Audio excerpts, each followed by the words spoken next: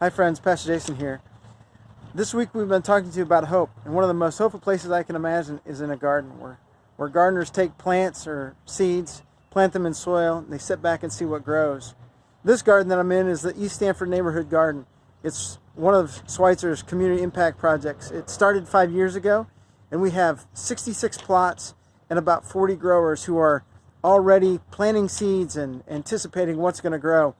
Actually, we have two sides of the garden. One is individual plots, and then this part of the garden is waiting for a moment when a couple of farmers will start a pilot program with the USDA, and they're going to see if they can do some urban agriculture.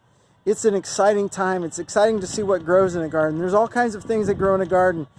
All of the vegetables and the seeds and the vegetables that grow. But it's not just that, but it's the community that grows here, the hope that grows here. Throughout all of the pages of Scripture, hope is a theme that we find up growing in the people of faith. In fact, Pastor Spencer's been leading us through the story of Abraham. And in the book of Romans, Paul talks about how Abraham is somebody who hoped. In fact, he hoped against hope, Paul says. When Abraham didn't have anything else to hope on, he continued to hope in God because God had made promises, God had showed up in the past, and there was a point where he knew that God was going to come through on the promises that he made. And so, in this garden, in my own garden, I find that there's hope, knowing that there's the promise that when we seek after God, God finds a way to show up and do some incredible things. I want to share a reading that I found this past week. It's from one of the devotional books I make use of. It says this: a 6th century rabbi wrote, "God from the very beginning of creation was occupied before all else with planting.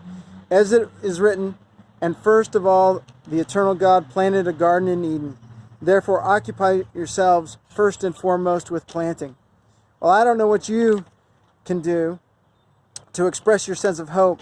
Maybe it's in starting a garden. Maybe it's in planting some seeds in some soil that you have in your kitchen somewhere. But know this, that hope causes us to act.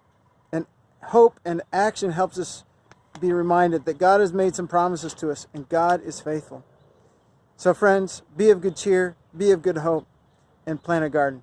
God bless.